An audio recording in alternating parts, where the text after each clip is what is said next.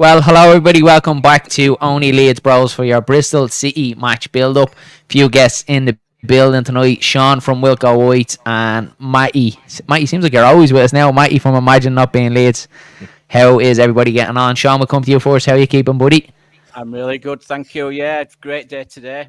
Just doing some good content with the Leeds United fans group from Los Angeles. So yeah, get over and look at that. Watch that video. Good stuff. Yeah, really good. Really nice guys. Really nice guys. Nice, yeah. And how's the channel going? You enjoying it? Enjoying the YouTube game? I'm enjoying it. You know, I'm enjoying it week by week.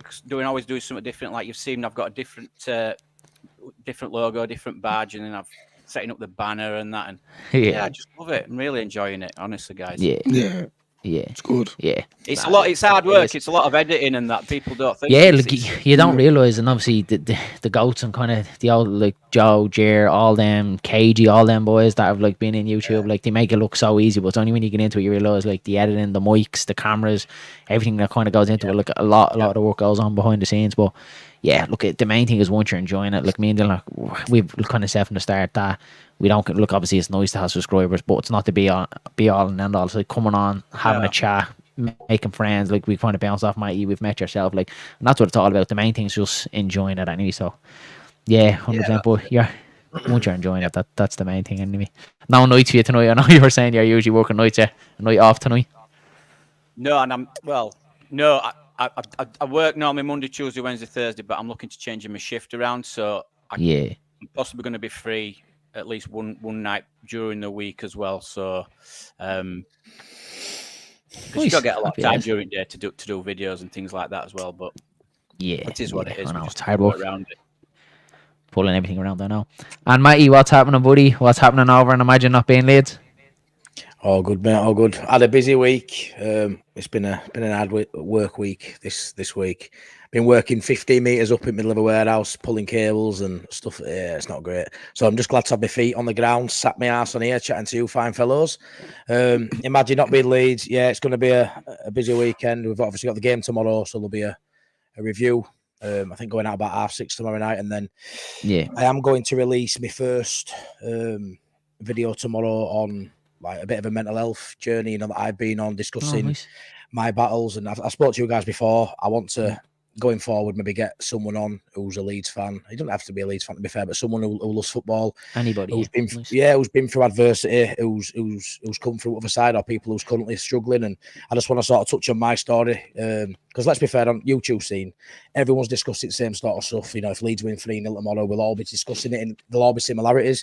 So I think you buy into the person, and if you enjoy that person, and if you'd have a pint with him in pub, if you'd be friends with him if they live next door, that sort of thing. So I just want myself to come across and just let people know where I've been and where I'm going, and I think that'll be interesting. I'm a bit nervous about it, but I think I'll do it as a pre-record, see how it goes down, and anyone watching who would like to come on when they've watched me do mine and jump on and, you know, share their story, I'd love that. So yeah, that's what I'm looking at tomorrow, lads. I love that, Danny. I love that.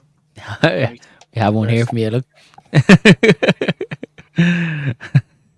You're getting a lot of love in the chat here. I just changed that. Matty, give us a song. That's yeah. It's just going to be the thing now. Every time Matty's on now, he's just going to have to give us a sing song. That's going to be. I'm going to get rid of the outro, and then my outro is just going to be Matty singing, and then they're just going to hit end. And then Dillo will come to you. I'm sick of listening to you, but tell the people how you are. I'm all good, lads. As you can see, Piro is ready to go. You know, the shirt is buttoned down just a little bit more. You know, a point in my hand. It's Friday night. Sean from Wilco White's legend. Matty, another legend. Yourself, you're all right, but we're here Friday night. Let's go. You know, you two dig on me, so throwing back at you. You know what I mean? That's the way this rolls. Yeah, well, I'm telling man, you know. Right, lads, we'll get into it. We're here to speak about Bristol City. Sean, we'll come to you first. What's the thoughts of Bristol City the weekend? Obviously, Leeds 2 in a row. Do you reckon they'll make it 3, or what's your thoughts on the upcoming match? Yeah, I mean, I've been looking at what the games that Bristol City's played this season so far, and they've not really played anybody. I mean, they've had a good result against Middlesbrough, winning 2-0 away, but they haven't really played anybody of sorts, and I think we're going to be the first big test for them. In most of the games that they've actually done well, you know, they've had a lot of possession and they've had a lot of chances, especially in the final third and touches in the box and things like that. So they're not a bad team, but looking at the squad, I couldn't pick any stars out of it. No, you know, that's it exactly. Yeah, I couldn't at all. I mean, they've still got Naki Wells playing for them, and when I looked, I was like, Naki. He's a little bit kind of like Tom Ince, isn't he? Seems like he's just been around for forever. Like, you look at him and you're like Naki Wells. I think he's 3. I think he scored 3 for them so far. So still scoring goals. Yeah, but I can't believe 2 in the last game. So nobody's really pulling up trees in that team. And yeah, I'm going for it. Well, I won't do score predictions yet, but. Yeah, I'm going for a comfortable win, and you know, we were a bit off it last game, so I think we're going to come back strong this game. Nice, like pop this up. So Smarty says, "Evening lads, go crack on Not Another Leeds podcast." If anyone didn't see it, myself and Dylan were across there. Go a bit of crack, very kind of relaxed channel like this, bit of crack, bit of laugh. So yeah, if you haven't seen that, pop across and have a look. Down really good one. That's the fella that was saying about the strepsils. Yeah, the Smarty said that. And the sisters in giving a bit of love. Hi brothers, hi Lisa, thanks for popping in. Alright, Smarty, a legend. Smarty must be a legend amongst everyone. What else have we got? And then there he is. Thanks for having us on again, Danny. Right, Matty, we'll come to you. What do you think? Leeds, Bristol City. Obviously you were at the game on Tuesday night. Watford just about scraped through, but Bristol City coming up. What are you thinking? Yeah, it's a bit of an interesting one. We haven't lost away from home. They haven't lost at home. But like Sean says, they haven't really played anyone of any decent credentials, really, you know. But they have drew 6 games. They've only lost 2 so far this season. So regardless of who they've played, you know, you can only play what's in front of you. And they haven't had a bad start, to be fair. We've got quite a good record at Bristol City. But I am very nervous about our left edge for tomorrow's game. Don't get me wrong, I think Sam Byram and Solomon would both start if they were in Bristol side. But do you think that's how it's going to be, Byram and Solomon? Yeah, I do. Yeah, I mean, I've got my own thoughts on who I'd rather it be. I'd rather Nonto on left and Jan James on right. But I do think it's going to be Byram and Solomon, and obviously it's a new partnership down that left hand side. I know it's only temporary. Firpo will be back for the next game, but you know Solomon's been getting a lot of stick. We know he's a talented player, but you know when you look at that, he's not going to have Byram overlapping at all. I wouldn't imagine. No. And I know he likes to hug the touchline to Solomon, but he also likes to just come back inside and play it inside. So I'm a bit worried about the left edge. I think it might resemble last season, you know, where we didn't really attack down the right and it all went down the left. I can see it being the opposite for Bristol. I can see the left edge maybe not being utilised as much, and the right edge being with Bogle flying down, and obviously we're going to be going that way. I think so, and I think we're just going to try and be quite defensively smart on that left edge, which you'll always get with Sam Byram. So it'll be quite interesting to see. But I'm a little nervous about that, but I still expect a 2-1 win for boys. But I just don't think it'll be as easy as I normally predict a 3-0 or, you know what I mean? I think it'll be a bit tighter than I'd usually go for. Yeah, I'm the same. I think it is just because it's a completely different left side now. Obviously, Ramazani out for 4-6 weeks. It was a worst case scenario. I was kind of thinking, I know it's not as long as Ampadu and Gruev, but it's still an extended period of time. And look, even if you're talking 6 weeks' time, we're nearly hitting, you know, into December, the Christmas run up, and then trying to get back and get his full fitness going again. So, not a great one. I was kind of thinking maybe if it's just a twist, you know, I mean, a bit of a bruise, and he'd be out for the Bristol City game, and then he'd be back in for Plymouth. So yeah, not a great scenario, but it just seems to be Leeds' luck now at the minute, lads, doesn't it? That we were after getting James and Solomon back, and we're all kind of like, lovely, we have these 2 lads back, and then we get the injury then to Ramazani. So it just feels like we're constantly that's getting the Leedsy way. These kind of little niggles kind of coming through, doesn't it? So look at how well we should look at on paper. Our squad is far superior to Bristol City, and that's obviously, look at anything can happen in football. It's not played on paper. You would think that Solomon and Byram would do a job down there. I think I'm kind of the same as you, Matty. I would like to see Smith in there just to see how he is, but I think it's more kind of like of a hindsight kind of thing, because we haven't seen him. He seems to be more athletic, more agile. He'll kind of give you that overlap Byram won't. But then it's like that if he comes in and then he gets burnt, you know what I mean, in behind his defending wise, and we're all like, oh, maybe you should have played Byram. Look at Daniel Farkes, obviously, I think knows a bit better in that position. He seems like he trusts Byram a lot more. I would like to see Nanto out on the left. I think that's his kind of his preferred position. I think that's where he's probably had his best game. His best game for Leeds is coming off that left wing, and Dan James is his cameo the other night. We spoke about it as well on not another Leeds podcast. The ball that he put in the outside of his foot was a quality pass. Sublime. Like he picked Joseph out. Joseph should have finished, but he looked lively, didn't he? He was in the game, so there is a kind of shout. But I think the reason why we won't see that, it seems like James is a little bit further behind in his recovery than Solomon. Otherwise, I think we would have seen James coming on a bit earlier. But yeah, I think from me, I think it's going to be a tough game tomorrow away at Bristol City. I can't see it being fully plain sailing. I think they'll probably will set up to kind of defend and frustrate us and kind of all going swinging against us. So I'm thinking scraping a 1-0 win. I think we'll scrape through again. I don't think the performance is going to be great. I hope I'm wrong, but I'm just going with my head. I do think we should have enough to get the win, but I don't think it's going to be plain sailing. But we'll come to Dylan anyway. Dylan, give us your thoughts on Bristol City tomorrow. Yeah, look, it's definitely. I'm going. How do I say this? They're going to come out us swinging in the first probably 10-15 minutes, maybe even to the first half. It all depends on what that left side is like, whether Solomon and Boyer are completely up for it. But I can see it being a good win for Leeds. I'm not going to predict the score yet. But I think this is where Leeds turn it around, and I think it's going to be a pattern, if I'm being completely honest with you. Do you think so? The quality, I think the quality with Leeds, we still haven't shown our full peak. That game against what? Yeah, exactly. Yeah, it's there. It's 3-0. That's sorry. It's 3-0. It's 3-0. Yeah. So yeah. Look, it's going to be, what you said in the last video, Matty and Darren. We're going to grind out these wins like what we done against Watford. We might not win them. We have to win them ugly, but I think it's going to be a comfortable win against Bristol tomorrow. It'll be 3-0, and I think Joseph, Rothwell and Nanto will score. Rothwell. Yeah. So that's I don't know if you've seen lads, but Danny and Not Another Leeds podcast came up with a brilliant name for Rothwell. He called him Joe Rottweiler. Which I thought was class. It's a cracking name for him, isn't it? Absolutely. Yes. That's what we told him as a guy. I'm robbing it now because he has been, lads. He's been really, really good. He probably dipped a little bit at Watford, not had a bad game, but just lost it a couple of times, but didn't stop and throw his hands up. He was straight back after it to kind of retrieve the situation, which obviously you want to say, look, everyone can make mistakes. But yeah, he's been class for us, lads. And it was a side of his game I didn't think he had. He has that kind of dogginess in him, doesn't it? That he's well able to kind of get stuck in, well able to put in a tackle. So yeah, he was that against Sheffield United as well, wasn't he?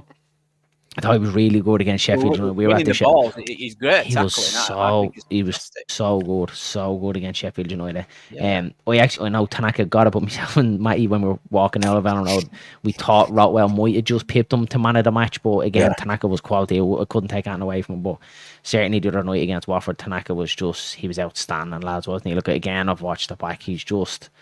And the scary thing is, he hasn't even played a lot yet. He's only going to get better. So, yeah, look, what? It's that midfield is going to be, serious when Gruev and Amadou come back. How are they going to if they're full fitness, no injuries, we're spoiled for choice in that middle of the park, lads. We really are, Can I ask you a question? Yeah, go ahead, John. If Amadou and Gruev hadn't got injured, would they still be playing? Yeah, 100%. We wouldn't be talking about Tanaka then like this. No, I think what would have happened is Tanaka would have been coming off a bench for the last maybe 25 minutes, and then you would have thought there'd have been it had got in eventually, a little bit like last season when Gruev were on the bench and he were getting charity minutes, and after after so many games he ended up coming in then. But I do think naturally Tanaka would have got his place over Gruev, but currently right now I still think it would be Amadou and Gruev, and we wouldn't be playing as well as we are now, Sean, either. No. I don't think Amadou's been that great this season. He hasn't. Gruev's been the better at it too. So that's where my question is coming from. It's does he even get in over Tanaka on this form? That's enough for me. But he shouldn't do. But I think Farkes he should do. But he's probably going to get the pass with being the skipper now, isn't he? He's probably going. And Farkes touched on a couple of times. We've obviously heard about Gillibogi coming in, and I think I nailed the name there. Did I? I think I got him pranks all day. He obviously said about him that he's been told when the lads come back from injury that basically you're not going to be needed. Obviously a little bit harsh, but yeah, I think if the two of them are still fit, it would still be the two of them. The two of them are very defensive minded. We wouldn't be giving up any sort of chances, but I just think we're playing a lot better. The dynamic of the team just seems a lot better, lads. I know the performance of Watford the other night wasn't a great performance, but we still got the win. I just think with Aberdeen and Grove, we all kind of know we're very, very defensive. We don't give up any chances, and they just don't really give it to you going the other way. With Rotwell, he's giving it, Tanaka's giving it, and Rotwell as well, like his set pieces, lads, the set pieces have picked up. I know we scored the one from strike, but even the deliveries into the box, we're starting to look more dangerous from corners now, aren't we? We're actually half kind of getting a chance with 4 corners coming to the box. It wasn't even meeting the front post, and it was being cleared or straight into the keeper's hands. They were just horrendous or gone too long. So it definitely kind of seems now that he's like our set piece taker. So again, it's important in the team. Set pieces can win you games. It can happen the weekend where we score from a corner, win 1-0, and it's them fine kind of lines and them kind of fine margins that we can kind of give you the win. So it's crazy. Yeah, it's crazy how it's gone like this. It's like he's controlling the game. He's gone from being a bit part player, probably not getting no minutes, like I always say, dictating everything. Yeah. And he is. It's like he's the main guy now in that midfield. He's dictating the tempo of the game.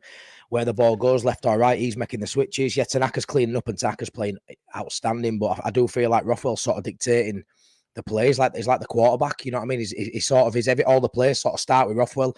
If they're into pass on, he's driving with ball into space and creating something that way. And it's unreal because he would not have ever imagined in his wildest dreams he were going to be playing 90 minutes, you know, and that's probably why there were a little bit of a drop off in last game. I mean, at Southampton, he was a bit part player. He hadn't been a starter for a couple of years now. And now all of a sudden you'd ask him to back up within 3 days, 4 days, you know what I mean? 90 minutes. And like I said, a little bit of a drop off, but that's only because his performance against Sheffield United was outstanding. Was so even at so much into it, even with that little drop off, Darren, he was still superb. And I expect him to step it up again and have a brilliant game tomorrow. And if he plays well and Tanaka play well, you know, it's won and lost in midfield. And I think with them two, if they have a good game, we'll win. Don't matter who we play. Them two are key. Yeah. The dynamic is just so good. They complement each other so well. I think Gruev again was kind of being pushed further up into that kind of A position again, kind of square peg and round holes where Tanaka and Rotwell naturally have that. They just suit each other's play so well. The dynamic of the whole team for me I just think is a lot better. We look a lot better in midfield. That's not taken away from Ampadu and Gruev. Again, I echo what Sean said. I don't think he had a great start to the season. I think he's kind of got that little bit of a free pass because he is kind of the skipper, and obviously we're all kind of backing him now. Gruev was definitely the better of them, but I don't think the two of them had a great start to the season. They didn't really kind of give us that much going forward defensively. Yeah, brilliant, but we want to see it going the other way as well. So it's going to be interesting. Go ahead, John. It's so good not seeing the ball going side to side all the time. Yeah, that's it. Yep. They're just taking it and going, and the both of them do the exact same thing. And we've talked about, Sean, is that the tempo for the both of them, even their body position, they're naturally wanting to go forward. It's not that they have the back to the play, they're taking the touch and it's going backwards or going side to side. They're naturally turning out. They're naturally trying to spread it. And yeah, look, there's times they do turn out and they haven't got an option and they might have to pass it to the side. But 9 times out of 10, you look and you see the both of them, they're looking to go forward, they're looking to go to the wings, which that's the way Leeds should be playing. When you have the likes of Ramazani, Nanto, the pace and the quality that we have up front, we have to play fast. Yeah, this slow kind of build up and we get to the edge of their box. It's no good to us. It's because they're already back in and they've got 10 men behind the ball. It's no good to us. So it's going to be very, very interesting when it comes back around. Look, it looks like Gruev might be gone for the season. We might get him towards the end, but when Ampadu does come back, if it is January, kind of February kind of time, it'll be interesting to see what happens then. You know, obviously look at a lot can happen between now and then. Performance can dip, but yeah, it's definitely an interesting one to have. Do you think though with Ampadu that? Because like he hasn't been playing great, but like at the end of the day we can't like give him a load of stick. It's because he played like nearly half of the season, like nearly all of the season at some stage last season. Well, nearly 2/3. In between, we were out on.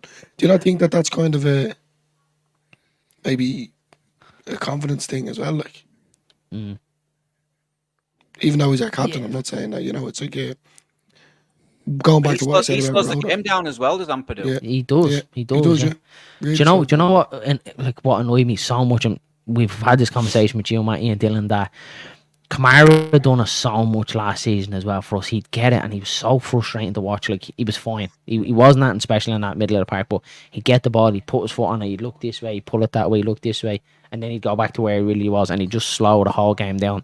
And that's something that Ampadu didn't do last season. He was very much kind of get the ball and give it. We know, and he has his range of passing is unbelievable, lads. He has it in his locker. For me, Ampadu doesn't do it enough. That kind of crossfield ball.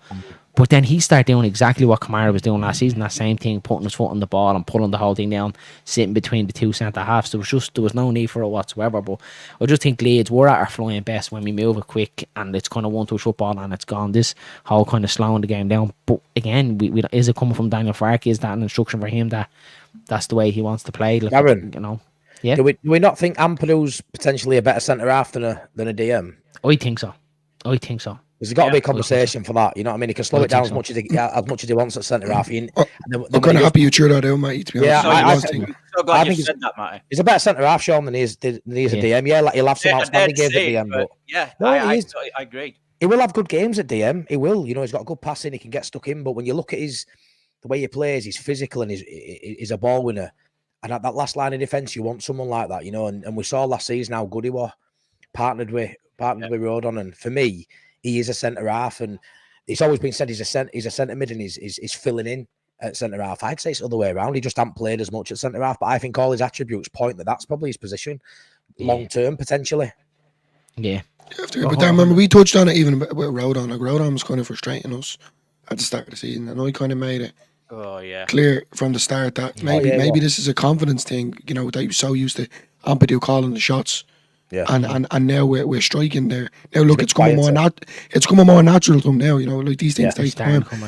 But now we think about it the other way, when the shoe's on the other foot. Maybe that's what the issue is with Ampadu. Maybe Ampadu is still in this role playing of centre half. But the way Tanaka and Rothwell are playing, to me, it isn't an instruction then from the manager. Yeah. To be different, you know, to slow it down. That's got to be from the player then. So that is Gruev and Ampadu when they play. Yeah. I think he ain't got a choice really with me. I think he's looked at what he's got and he's just got, there's no point trying to mould Rothwell into that 6, you know. We speak about it quite frequently. I don't think you need 2 6s. We saw with Calvin Phillips, you don't need 2 6s in there, you know.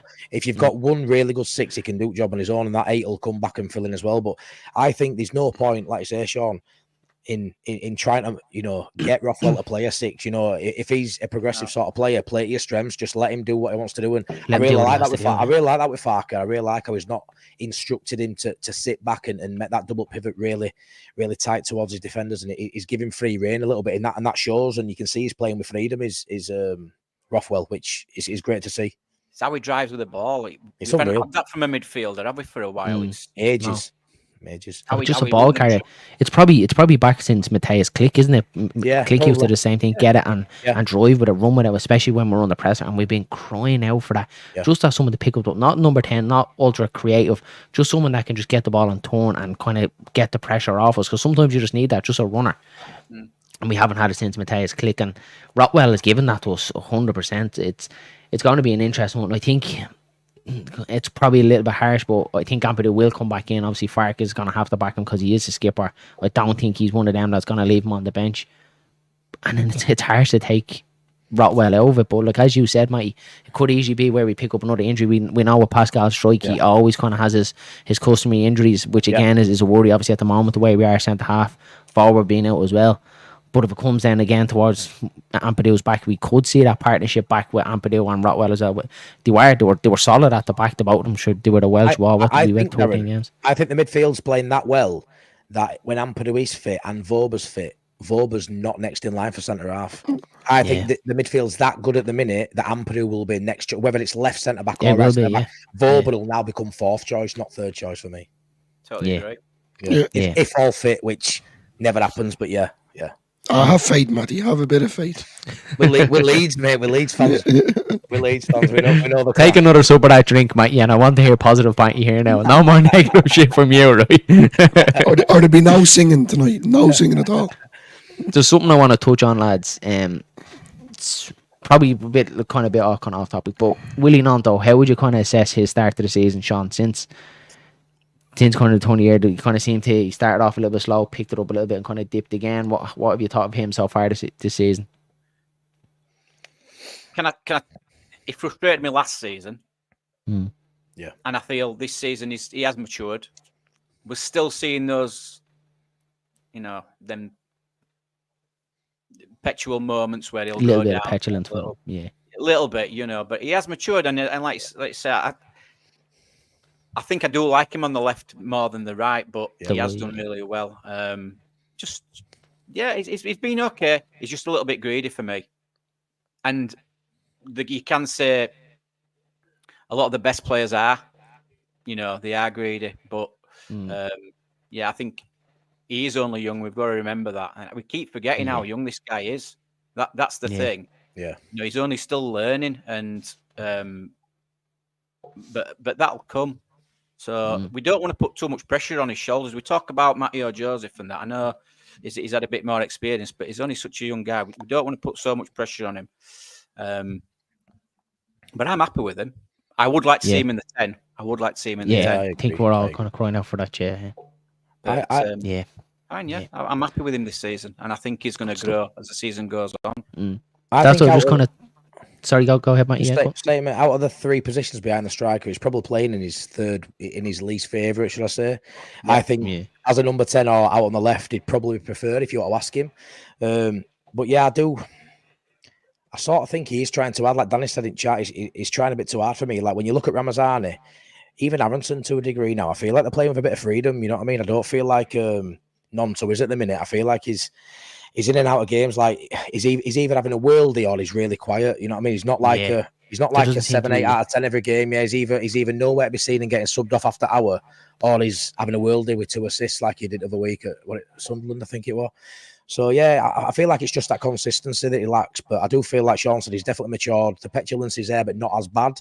Not as bad, yeah. Yeah, you know what I feel like it is? I feel like, when he's had good games this season, we've all sort of said, he's taken on we've all said he's taken the Somerville role on. He's now become a man. I've said that a few times. The boy's become a man, and I feel like maybe it's a little bit too much for him. I feel like he's had games where he looks like he's harnessing it and playing really well. But I don't feel like anyone needs that role this year. I feel like everyone can contribute enough. It can be shared up. Yeah, and I just feel like maybe that's what I was kind of touching on. I kind of feel like against Watford, exactly what Sean said. It's like he's trying too hard. There was definitely one chance down the south stand where he could have played across. Pirro's in the box and he went for the shot. Yeah. And that's not really Nanto's game. He is kind of he would kind of pick out the passer. We've seen him assisting for Pirro as well. And I just feel like he's trying that a little bit too hard. And like what you said, Matt, is I don't think he needs to. Just play your natural game. There's enough quality across this squad where it can be shared out between everyone. We don't need the Somerville. We don't need the Rutter. You can all be the top player for us. So for me, it's just about not trying too much, like play your natural game. But he has definitely seemed to have matured this season. It's not kind of petulance towards the referee, throwing his hands. But now he kind of gives a smile, but it's obviously almost in a kind of sarcastic way. And us as Leeds fans, look, we don't like that kind of going down a little bit easy and stuff like that. So for me, it seems to be maturing a little bit. But it was just kind of interesting to see what your guys kind of take of it was, because it just kind of felt like Sheffield United, he was trying a bit too hard, and then definitely Watford the other night, it was like he was like, give the ball to me, I'll deal with myself, instead of kind of being that team player. Didn't we come to you? What have you thought of Nanto so far? Even going to the Sheffield United game there, and I touched on it with you, like when he was going off, like seemed so frustrated and angry that he was getting taken off.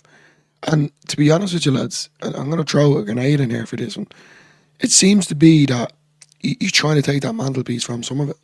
Because going back to even the social media accounts, he put up a photo and Somerville had comments underneath it. It's main man now, he said. You're the main man now. And I think he just said main man now underneath one of his comments. Yeah. That's a lot of pressure to put on him, under the circumstances of what happened last season.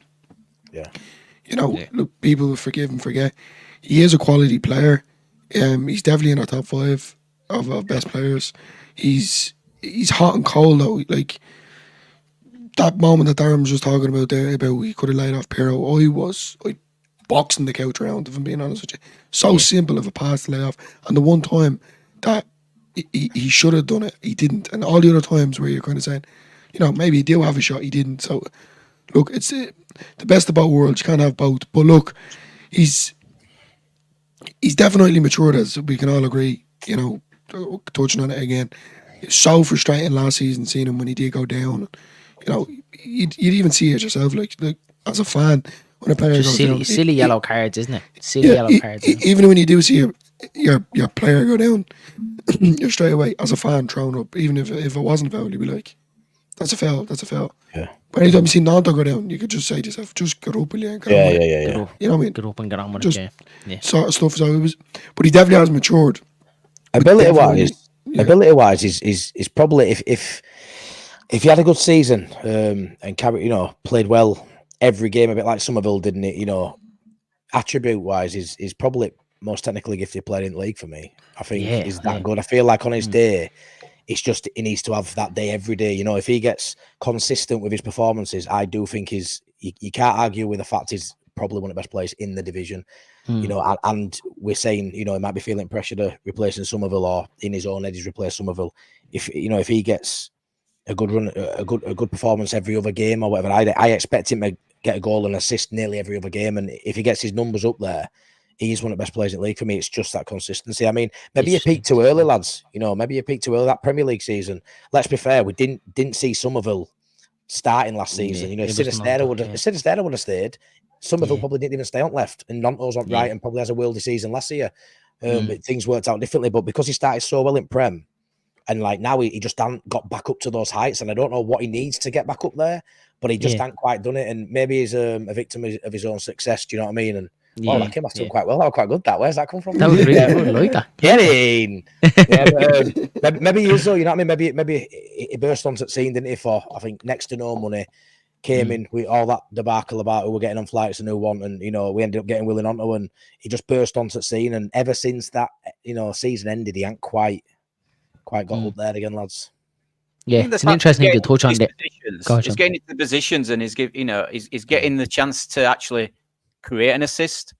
He just needs to be a bit more clever now and a bit more mature, and realise he doesn't have to do it all on his own. No, he doesn't have to.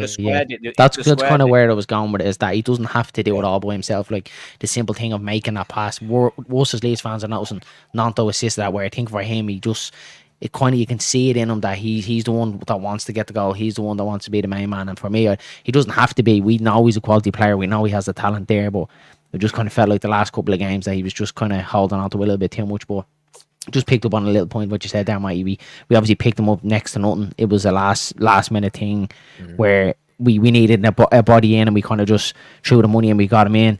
Similar to what's happened with Tanaka, we've paid next to nothing for him, and I think us as Leeds fans were always kind of like, we want this marquee signing, the 10+ million going off. We've got him, but like I think we kind of always have to check ourselves like, this is the championship, and like that, a 3 million midfielder can do exactly what Tanaka is doing for us, or 3 million or 5 million. I think we play for Willie Nanto can do that for us as well. It doesn't have to be where we have to go out and overspend for these players, especially in the UK and across Europe. You can find these players that are out there in the likes of Germany and them Austrian league that will come into the championship and absolutely light it up. So it's obviously a thing to remember. Hopefully, again, we do like a little bit of business in January, but I'd like to see Leeds like that tap into that kind of European market a little bit more, that we don't kind of have to overspend, especially because the championship level we should be well able to pick them up. He definitely needs to pull a socks up, Nanto, like in general, because Why can you see Shingard? Yeah, definitely. Yeah, it's gonna come to the point now where when Dan James does get back to full peak fitness and Solomon does start playing well, there could be a possibility that he could be dropped and Dan James could be put back into the fire. Maybe. And that's the reality of it. Like, it's good in a way, as we always say about Joseph and Pirro, that competition is there. Whatever about Bamford, forget about him. But the wingers with Solomon now coming back in, obviously Ramazani is injured, but like he used to say, in the next 4 or 5 games that Solomon and Dan James start and Nanto gets dropped. You still need that competition of all positions across the park.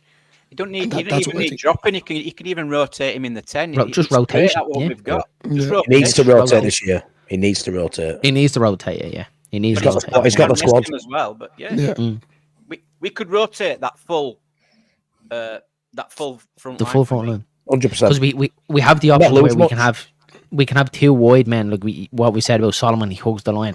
Dan James hugs the line. He'll always have your midfielder, but you can also have the likes of Nanto, Ramazani, and Solomon in there, where the 3 of them could kind of interlink. They can play anywhere across the front line. So the luxury that we have, that where we need a bit of width, we can get the width. Where we kind of need to be a little bit narrow and intricate, we can do that as well. So just so many options that Daniel Farkes can do with this team, and it's still only very early, lads. It's still a long way to go in the season. There's a long way for this team to hit the heights that we know we can. Like Watford the other night, I keep saying, I don't think we got out first gear, never mind getting in second. We kind of came out of the traps and we completely died off for probably 70 minutes. I thought Watford were, I wouldn't say the better side, but we're dominating the play. We never got over, and it's still a little bit frightening to think that we're still able to win games like that. So what's it like when we do kind of hit that peak? And we're all kind of saying as Leeds fans that it is coming. We we can feel it, that there is a thumping coming somewhere along the line where we're going to hit them heights, and we probably will smash someone 4, 5 or 6. You can see it coming. But that kind of leads me on to obviously the topic what we're probably all talking about, Leeds fans, is probably Joseph and Pirro. I think it kind of seems to, after the performance in Watford, both of them have kind of divided opinion. Some people are kind of saying stick with Pirro. Some people are saying go back to Joseph. Sean, what's your thoughts on that one?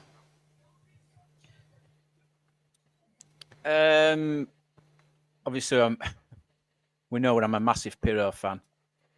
But I'm going to go Matteo Joseph for tomorrow. Yeah, I am. I just, and it's not because Pirro had a bad game at Watford. I think it's just purely tactical for me. I think with him and Harrison pressing and harassing, I think we'll get more from Bristol City with him playing. I mean, he should have put that header away against Watford. He should have scored it. Yeah. And that would have done his confidence a world of good. But for me, I would start Joseph tomorrow. As much as I love Pirro, that's what I'm saying. You're going, Joseph. Matty, what about you? Joseph, every day of the week that ends in a Y. Hey, be careful now. He's beside me. You can hear it. No, you know what it is? I don't think we're ever going to have a selection problem where we're 2 or 3 goals behind and then you're having to bring them on to win us a game or get back into the game. I feel like worst case scenario, we're drawing 1-0 down, maybe 1 goal behind, and you can that bench will always come on and make a difference. I don't feel like you can ever get the selection that wrong where we're totally out of a game before any subs are made. So I don't really see a negative to either of them starting. Do you know what I mean?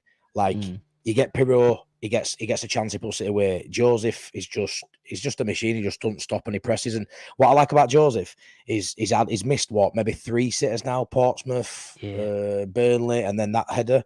And I don't feel like his head's gone down. If that's Patrick Bamford, his head's down for the rest of the season. He's on the floor, and I just feel like he's got that.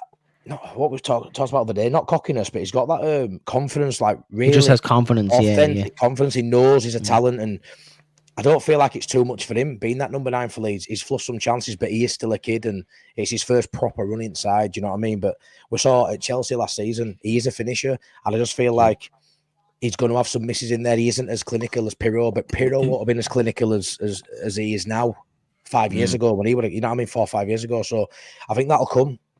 But for me, Joseph is the all-round package, and he might need a few more chances to get that goal. But like I say, that 3 behind, the wing-backs, everyone in that team, Rothwell, there's goals from everywhere. So I think go with Joseph. He offers more, is my take. Do you think he missed that header, Matty, because of the hair?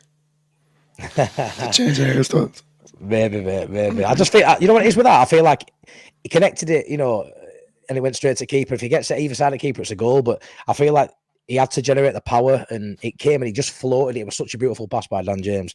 I just think he just timed it all wrong. But I reckon if he has that chance again, he buries it. But like I say, we'll have to see, won't we? But I just feel like it won't be weighing down on him that, like the Melier mistake, 100%. I know he got away with it at Sheffield United, but I feel like that will have bogged him down for days. He'll have been thinking about that. I know it's a different scenario. We won the game at Watford. It didn't matter, but I feel like Joseph isn't going to get bogged down by any mistakes he does make. I just feel like he's a hungry player, and these finishes will come. And I think he's going to be a top player. Like 5 years from now, I think we'll all be saying as if we had him. Not Rafinha level, but we'll be talking like that, like, wow, as if he played for Leeds. I think he's going to be that good. I genuinely believe he's that good. Yeah. Maybe I'm talking shite, but, when you really like someone, I just see so many attributes in him where I just feel like he can go to the top of the game. And Spain are already talking about fast-tracking him from 21s already into their time. So if they're talking like that, what are they seeing? The only thing that seems to be missing from his game, like, is pressing. The other night against Watford, when he came on, him and James, the game swung back in our favour, and for me that was the press. Until then, the press was non-existent. Aronson was trying, and he was the only man doing it. I felt sorry for him at one stage because he was the only one actually putting a bit of pressure on their back line. Pirro just wasn't giving it to us. And like what Sean said, it's not like Pirro had a bad game. It was just one of them games where he just couldn't get into it. He'd one chance where it dropped him. He probably should have buried it instead of side footing it. Look, at all strikers are going to miss chances, but it's kind of, what way I look at it is kind of the all-round performance. And for me, again, like what Sean said, it's different games and different kind of scenarios that are going to suit these players. The proof has kind of been in the pudding at the moment that Pirro has been better off coming off the bench for us at the minute, which isn't a bad thing to have, lads. When like that, when Joseph runs down the fences, which he did against Watford, he was chasing down straight away. He was hungry. He wanted it. He was not to say that you give him 60, 70 minutes against Bristol City, and to bring on a Joe Pirro like that, and a natural finisher when their defence is knackered, like, it's a really, really good option to have. So for me, it wasn't like Pirro kind of play bad, and I've said it before, is that it was more so that he kind of just gave a shot back to Joseph for this game because he just didn't quite do enough in the Watford game. Like, even if he didn't play well and got a goal, you're kind of saying, look, he's scoring, we need to put him in again. It was just so it felt like that press wasn't there against Watford the other night, and I think that just might tip the balance where we might see Joseph come on back in. Dylan, what are you thinking? Not what missing. No, Joseph needs to start, lads. I said it the last time as well against Watford. Look, I'm a Pirro lover, but Joseph just has that flair, as you said. The same with the press from. He's unbelievable at pressing. He has that, as Matty said, that confidence. But there's another word I'm looking for. I can't think what it is, but he's on fire at the minute, and I know he's not scoring goals. He just has that raw talent in him. Just the hunger. He just has the hunger. Yeah. And as my lover beside me here, he's the type of player to come on as a super sub and score goals. Now, what I will say is, going back, Pirro, there was a time frame there where Pirro was better off starting. Just recently, I think Joseph, just to switch it up a little bit. It also, if these are professional athletes, like if Pirro does get dropped and Joseph starts, this shouldn't be like a confidence thing for Pirro. Pirro should be like, right, come 70th minute, I'm coming on here and I'm going to score, whether the winning goal or a goal, to get this game kind of wrapped up.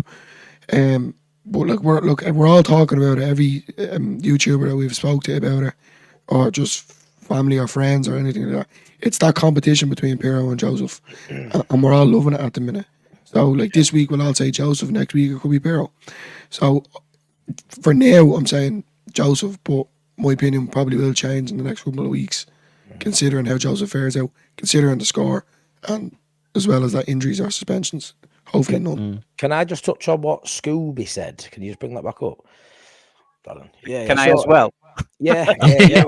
Well, all it is, I see your point, Scooby. I do. I've even said that before, but I don't think he just wanders around it and can't be asked. It's one of them where I'd like to see his running stats, to be fair, because you know full well if they weren't up to par, he wouldn't be starting. You know what I mean? Farke's not messing around, So all his stats must be there. But some players just have that, don't they? They just look lazy. They look lazy. They're not going to bomb. They're not going to run around. They're going to reserve their energy. We had Pat Bamford who ran around like an headless chicken. Then when it came to chance, couldn't put it away. Like, I think Pirro's calculating what he needs to do. He's in the right area at the right time. But I do have to disagree with he can't be asked. I just think he looks a different kind of player. And if he wasn't asked, he wouldn't be starting for Leeds United. For me, that's all I'd say on that one. Do you know what I mean? But I get your point. He doesn't look like Joseph. He don't look like he's pressing. He don't like he's breaking in a sweat sometimes. But it must be. His stats must be up there. Otherwise, he wouldn't be starting for Leeds. Yeah. Sean, do you want to touch in on that one? Yeah, I think what frustrates me is the fan base have to realise they're completely different players. Exactly. Yeah. You're comparing two players. You can't compare them. You're comparing two players and they're totally different. It's like someone mentioned Viduka. It's like you're comparing Viduka with Alan Smith then. Yeah, of course. You know what I mean? Totally different. Totally different. Yeah. For me, they should start depending on who we're playing and what tactics we're playing. Yeah. That's how I should see it. And obviously, strikers are, their confidence is goals. And at the moment, Pirro's got the most goals. But so really, he should be starting tomorrow. But I'm thinking, no, Joseph should start tomorrow because tactically, I think it'd be better for the team. So we've got to stop comparing them both. We really do, because, like I said, it's great. We've got two different profiles, Sean, isn't it? You know what I mean? Why you don't want two like for like players, because then all you're doing is just replacing personnel. You can't really adjust the tactics. To have two totally different players, it's perfect. It's a perfect. Not going to play two up front, then they have to rotate. Of course. That's what we're going to have to do. And when one's not performing and the other one gets a chance, they are performing. Yeah. A little bit like last season when you had Nonto right and you had James. There was a bit of rotation there. No injuries changed, but you'd have James for a few games and Nonto would come in. I feel like you're going to see this all season with Pirro and Joseph. I don't feel like either of them's going to have a 6-game run. I feel like there'll be certain games that suit certain people. There might be a game as well or a couple of games where Pirro starts and after 60 minutes don't score, Joseph comes on and gets one, or vice versa. And I feel like then that just nudges him ahead. So there might be a case that neither of them get 20 goals this season, because they both might get 10 to 15, which would be brilliant either way, wouldn't it? You know what I mean? So I think we can't lose. I feel like as Leeds fans, I have these moments sometimes when I'm sat there in bed, I'm like, oh my God, I'm so stressed. What's he going to do? It's not my decision. Why am I bothered? But we do, don't we? We sit there, oh my God, how's he going to fit in the team? Yeah, we are. But this season, we've got different profiles, and that bench is stacked, and it's up to him this season to get the best out of these players and rotate. Like last season, there were a lot of wasted talent on bench. Maybe they weren't up to scratch. He's only won the season training, we don't. But this season, there's no excuses. He's got different profiles. He can change. And I think this season, you've seen him, Farke. He has got tactical tweaks and changes. You can see a little bit of evolution in Farke this season. He's been able to tweak certain moments and different personnel. So I just feel like this season, he's got all the tools, where last season, he were missing a few out of the toolbox. Yeah, 100% agree. And his third striker in Joe Gellard. Yeah. yes. He better be third choice, yeah, honestly. I think we'll touch on it, lads, the Patrick Bamford situation. And obviously it seems to kind of be spiraling a little bit. There's obviously rumours floating around today that he's be gone in January to Southampton. Sean, Southampton. Yeah, Sean, do you want to touch in on Bamford and your kind of thoughts on the whole situation with Bamford at the minute? Go on, you can swear. You can swear. It should have gone 3 seasons ago for me. I was saying exactly the same thing when we won the league with Bielsa. He needs 5 chances to score 1, but now it's his fitness, and he's never fit. He's never fit, and I just think we should have made a big change 3 years ago. I'm not a massive fan. I don't see what the hype is. What, he can hold the ball up? What, he can press a little bit? Come on, There's more to a striker's game than that. And he's never fit. Never available for us yet. He's stealing a living from this club, and love that. I can't see passion in him anymore. It is, though, isn't it? The best ability is availability. It genuinely is. 100%. Genuinely is. It is. We obviously touched on it a little bit. It seems like he's not arsed anymore, isn't it? It just seems like he doesn't want to be here, and it kind of seems like it's coming out on this whole podcast thing. He's dropping like these little nuggets, and said he's nearly left Leeds, and obviously like he was getting abuse. So again, that side of it is wrong. He shouldn't obviously be getting death threats and stuff like that. But he's obviously touched on it. I feel like for me that he's just not really arsed being in there. He's not really arsed being a footballer. His whole kind of demeanour, I think he should have gone towards the end of last season. And now look, it's hard. He's still under contract. I think he still has another year after this year, lads, doesn't he? But it's just he's absolutely robbing a living. Danny, I think, mentioned on the last stream that we were on that he's on 44 grand a week. Like, lads, that is absolutely scandalous. 44 grand. I'm fat and I do a better job for less money. What we could have done with that 44 grand, like we could have easily bought in another 2 players.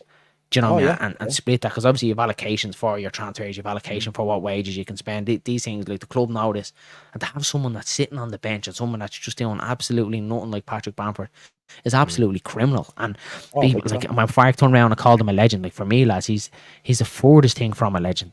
Like a legend is someone that does absolutely everything for the football club and puts the club first. He's not that. He's definitely not putting Leeds United first. If he was, he wouldn't be sitting here on 44 grand a week draining all the club. Like, that's not side before self. The quote that Farke actually used, and I touched on it on the last video, is that he has nothing to prove to anyone anymore. He's a lot to prove. He has a lot. He has more to prove than the 4 of us sitting here. Oh yeah, it's as simple as that. And then, as well as that, what Darren's saying about that podcast, and I'm gonna keep bringing it up. I'm not a Bamford like hater, but I'm not a Bamford lover either. I'm in the middle. He scores a goal. I love him. When he misses a sitter, I hate him. But he definitely doesn't deserve all them death threats and all. No footballer deserves that, and I'm going to throw that out there straight away. No one at all. But going on a podcast and fair enough, giving stuff about Bielsa and in-depth analysis and etc. That's all great. Well, like wait till you've retired, Delo. Going into that's it. certain Just wait till you're out again. You'll have the rest of your life to do stuff like that. That has a negative impact on the club. Us as fans ain't gonna like that. So he shouldn't be throwing stuff out there in the works to make himself, as Darren said, seem that he's not arsed or he's robbing the club blind, which he is. He clearly is. But that podcast stuff, that annoys me. That really annoys me. Problem is, lads, get out and train or get fit. The club give him another contract. He got an England cap, and they give him like a 4-year contract on ridiculous money, and he's only ever had. And some say he had 2 good seasons because that year we got promoted. But for me, he got 17 goals that year out of 46 games. He should have been getting 25 plus for me. Like anybody would have scored 17 goals in that side as a stretch. So for me, that he didn't play exceptional the year we went up. So the only season I really say is that first Premier League season when there were no crowd, and he don't take no pressure. Don't take a magician to realise, mate, that there were no one there other than some cardboard cutouts at Ellen Road. Yeah. No pressure, and it's no secret. Him and Melier have probably both had the best seasons at top end and back at pitch. Closed doors, yeah. Where it will be behind closed doors, and that'll never happen again. I would not imagine, especially in Bamford's career now, there'll be never a situation where that happens again. So you'll never see the best of him, and he's only getting older, more injuries. He's taking longer to recover, and for me, do I blame him? No, I blame the club because you could see it coming. Everybody who knew football knew that he wasn't going to kick on and get 20 England caps and score 15 goals a season. You could see it. You could see so many flaws in his game. He had a purple patch when the pressure were off. In a moment in time, what was just so surreal, and it was that surreal that Bamford got fucking England cap. That's how surreal that year was. That's how surreal it was. He got an England cap. And Aylan was close. There was talks about him being close to a call as well. Like he was. I don't look at even Calvin Phillips, lads. Just talk about Calvin Phillips, the loan being cancelled at Ipswich as well. Ipswich fans aren't happy with him. Like it's absolutely mental. The fall off, the clip that he's gone. The whole lot of them since Bielsa, just their careers have took an absolute nosedive. Darmin, you touched on that off camera when it came to all them players. And you say it week in, week out. He turned them from water to wine. Each individual player that even currently is still playing, whether you're talking about your Alioski, your Click, all these lads. Yeah.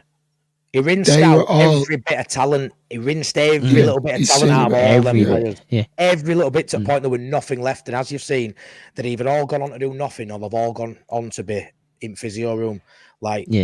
But I'm sure they'd never have it any other way. I mean, we spoke earlier, didn't we, Darren, on voice note, and I got you to listen to that podcast on Fozcast. Brilliant, yeah. We're just going to touch on that, yeah. And he really goes into depth about his injury. It's fascinating. You should, if you haven't seen it, Sean, and everyone in chat, listen to it on Spotify. Yeah. It's unreal. But you can even hear it in his voice, Dallas, when he's talking about it. Even though it ended his career at 31, he wouldn't change those years, would he? Yeah, he loves it. He saw Bielsa give. He knows he'd have never got to that level without Bielsa. And obviously, look, I could talk about Bielsa till the kids think he's my granddad. Like, I love the guy. So these players love him even more than I do. What he did for their careers. It'll just never be emulated again. And like with Calvin, what he did for him, he turned him from a number 8, a number 10, not really having a position. We all thought Ronaldo Vieira were the better of the two, and we kept Calvin, which I was gutted with at the time. But with Calvin, Southgate got best out of him as well in a 2, fair enough. But I do believe Calvin, even now, if they switch whatever team he's at, if they just switched it and let him be the only anchor in there, I do believe you'd see more out of him. I just don't feel like he's suited playing a double pivot. But he's a professional footballer, 150 grand a week. He should be able to play better than he's playing now. And sometimes in life, whether it's a partner, a friend, or your manager or whatever, you just click with certain people and they get the best out of you. Just so happens to be that Calvin were young, a bit too young, and still had many years after Bielsa left, and he just hadn't been able to get there again. And it's one of them where if you get him back to Leeds, you probably see the best out of him. But for me, he wouldn't even get on bench when everyone's fit. Which is, it seems like to me, I kind of have this in my head with this whole Phillips thing, and obviously there was kind of rumours as well that he was going to come back to Leeds before he made the move to Ipswich. But to me, I just have this in my head that he's just not going to be the player that he was with us, and I just don't. I know it's the kind of the romance and the whole thought about it, like Calvin Phillips is back. Like if he did something tomorrow, I'd be like Calvin Phillips is back.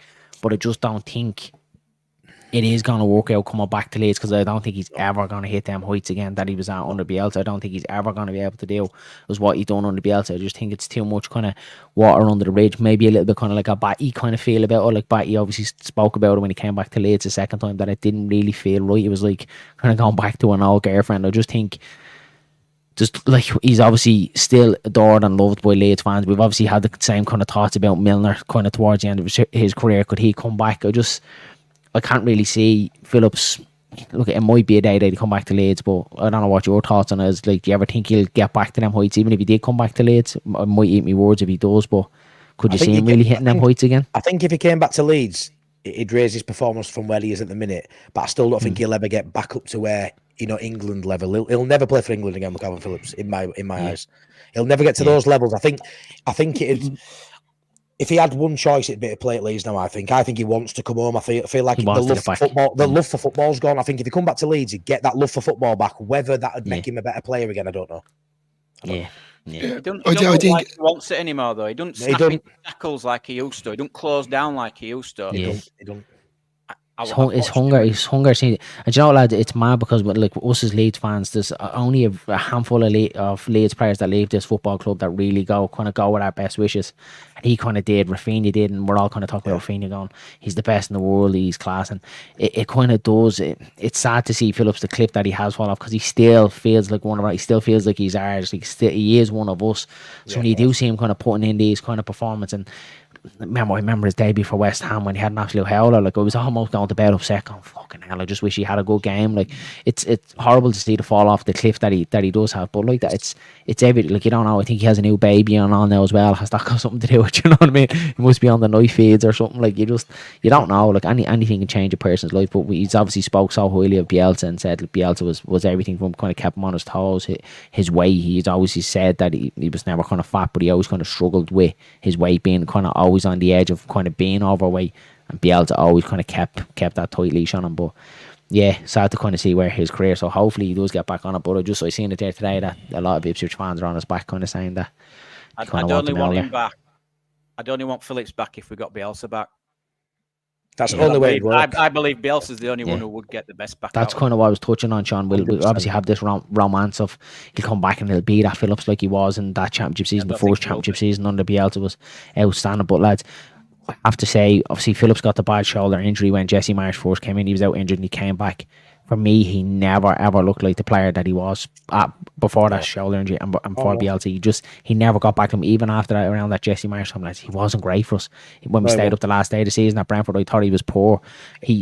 And we were all kind of saying, Phillips got us over the line to Leeds, lad. I don't think he did, lads. I thought he was City bought him when he was flying, wasn't it, Darren? Which is that was my thinking. And when he was kind of going, as much as you kind of seen him in the City shirt and he's leaving and you don't like it, it still kind of felt like, I think we might be picking up a bit of a bargain here with him going there. Like, I know we're talking to him. We should have, it was mad money going around, so we should have got 80 to 100 million from him and all the stuff, because Declan Rice went for 100. We see what Declan Rice is doing now, lads. He's still performing. He's made a step up to Arsenal, and he's probably the most important player in that midfield, and you can see that he can play that defensive role. He can get forward.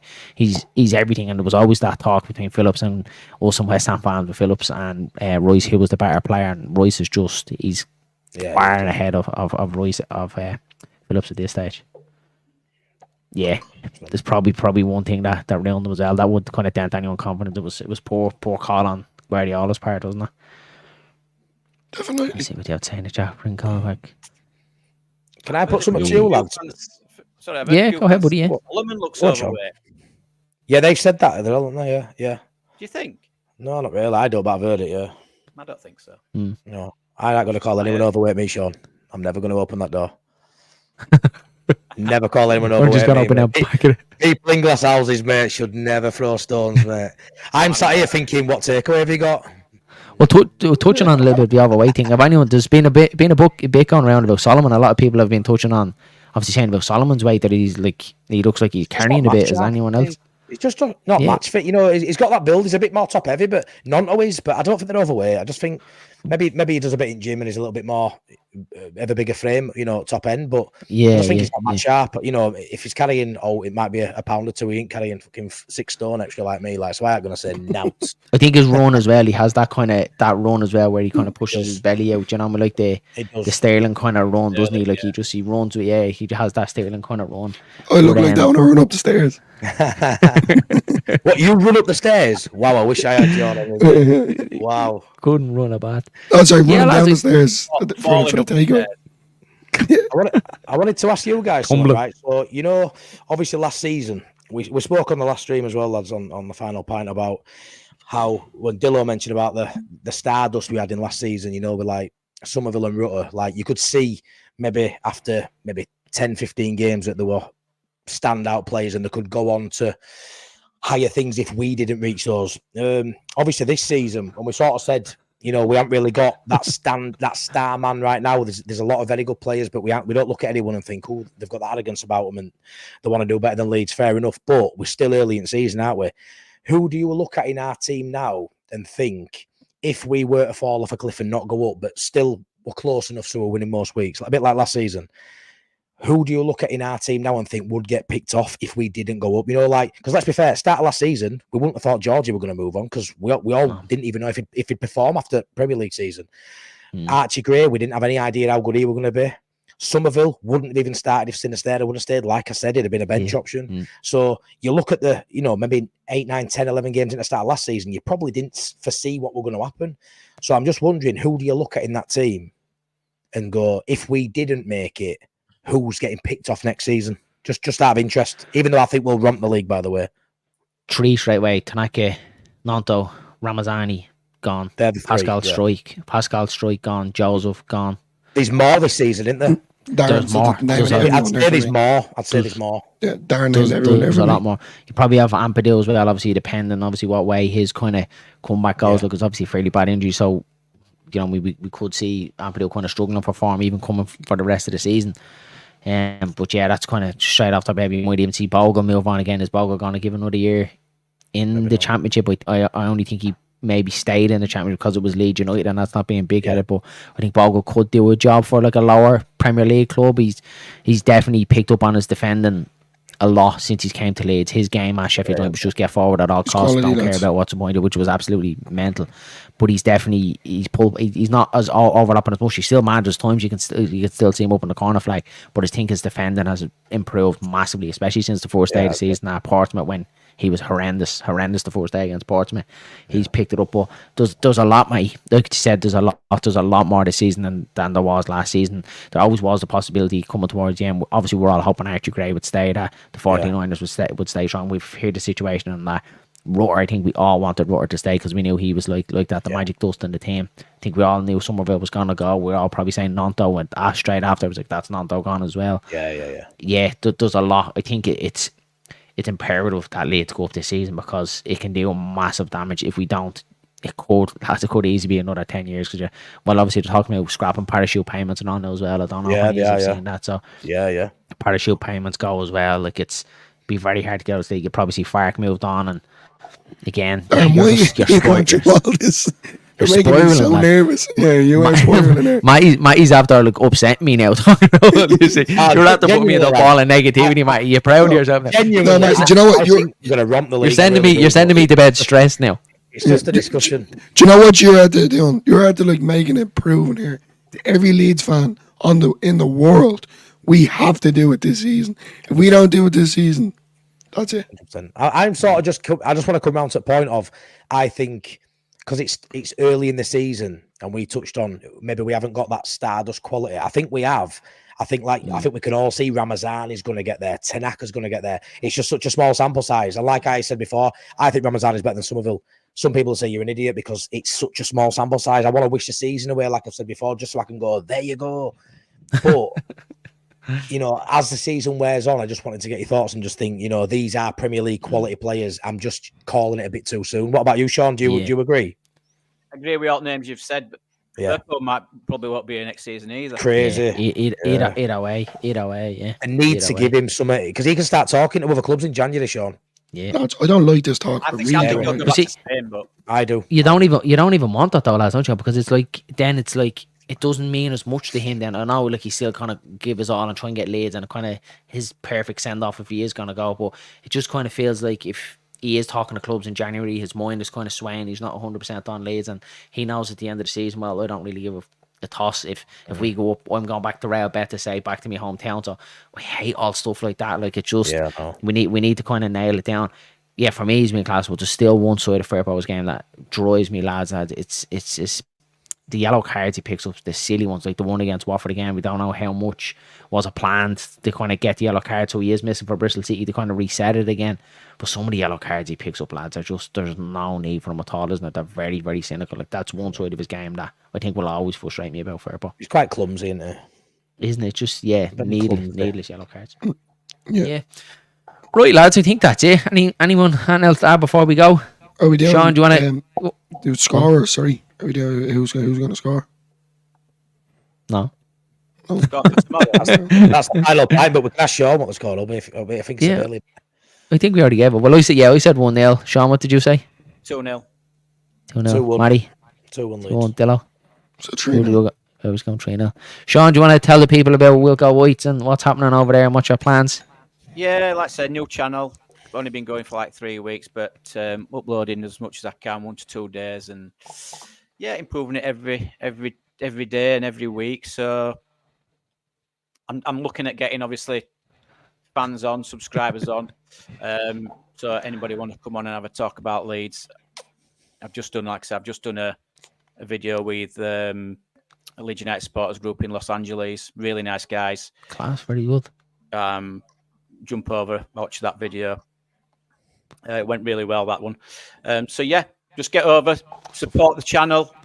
That's what we're all here for. Just to talk about what Sean says, lads. Pop across, share the love if you haven't already. Get across, Sean Wilco Whites, hit that subscribe button, guys, and share the love. Matty, what about you? What's happening over and Imagine Not Being Leeds? Like I said earlier, lads, I do my reviews and my previews for every game, and like I say, tomorrow I'll have the review of the game at about 6:30, and then I'm going to be putting out a video touching on my mental health battles, Leeds United, my love for the club, and I'm just going to see how that goes across, and hopefully someone will put their hand up and want to come on and talk about their problems they've overcome, and a little bit of mental steel they've shown in their life, and it'd be really nice to get something like that going forward, maybe once a month.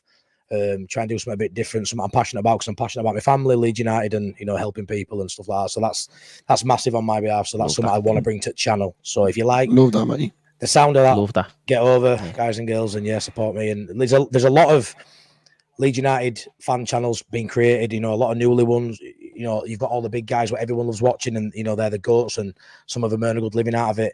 We work hard, we're full time at work, and we do this on the side because we love it. It's a hobby, it's a passion.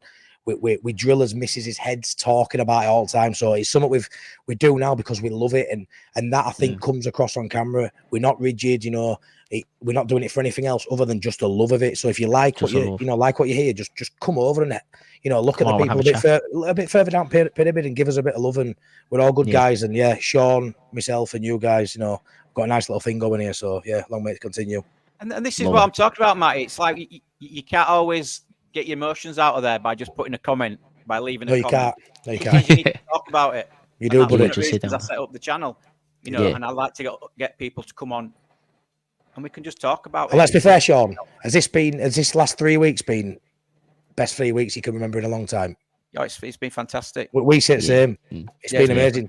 It's fulfilling. It's exciting. It's brilliant. It's like Leeds United counselling, isn't it? You can just sit down and just talk about Leeds United, because I think us as Leeds fans, probably more than any other fan base in the world, is that we need to just talk about Leeds. Where there's times that the whole world are against us, and we need to just sit down and talk. Like it's like that tribalism, isn't it? That we're Leeds fans, like we stick together, we all help each other out, and it's class like that, just to switch off from the rest of the world, sit here, have a chat with fellow Leeds fans. Like you can't beat it. It's like what me and Dylan always said, that it's not, when you come on, look, it's great getting support, and we've unbelievable support, like Danny, Sean, everyone in the chat that's always supported us, like since the very, very start, like being unbelievable, like from the very start. But it isn't about that. It isn't about screws. It's about coming on, enjoying it. That as soon as you close down the laptop and you go inside the missing kids, you can just go, got all that off my chest, and you've enjoyed it. You've enjoyed doing it, and there's times where like I've said to Dylan, I was like, I'd love if there was something to talk about today, or I'd love if there was a match tomorrow because I just want to get on and just talk about Leeds again. And like that's it. Once you're enjoying it, and like that, you're coming across authentic you, and you're not kind of being forceful or controversial or anything like that. For me, it's all about enjoyment and making friends. Like, I think we've all been talking amongst ourselves probably the last 4 or 5 weeks. We've all kind of followed each other's journey, so it's nice that we could actually get on tonight, the 4 of us, and actually devote them. But there definitely will be plenty more. But yeah, guys, anything else before we wrap it up? Went well over. So it's like 40 minutes. We're nearly. I love you all. I love every single one of you. I've got to get a taxi in 3.5 hours. Where are you off to? 4.5 hours. I'm off to Bristol. Yeah, he has, yeah. Are you? Yeah. Oh, love it, Sean. Yeah. Have a good takeaway as well. I'm sorry, I forgot about. We better go. Yeah, Sean's takeaway. Sean, what is your takeaway? Just last thing, guys. Myself and Darren are still doing that giveaway the 2nd of November. Head over to the video. It says giveaway, big red alert, big huge thing. You can't miss it. Like the comment, like the video, comment hashtag OLB for a chance to win the £80 voucher for the Leeds United Superstore. Now I don't mind if you don't want to do it. I'll do it and I'll win it and I'll take it. I don't mind. So it's but yeah, lads, honestly, Sean, it's been a pleasure. Thanks so much for coming on. Matty, it's also been a pleasure for coming on. And just before we go, Matty, you have to give us a song. You have to. Nah, mate, not tonight. Give us a little. Give Give us a little. Give him a break. Give us a little one. What were you singing earlier? What were you singing earlier, Dilla? What was it? What's the man's name? What was it? I can't think of your man's name. You were singing something earlier. Fly me to the moon, but I can't think of your man's name. Fly me. Frank Sinatra. Fly me to the moon. Let me play among the stars. Let me see what spring is like on Jupiter and Mars. You know, we're gonna win, and we're going up. Leeds are going up, going up. Leeds are going up. Come on. Right, lads. It's been right, lads. Have a good one. Thanks very much. See you later. Enjoy. See you later.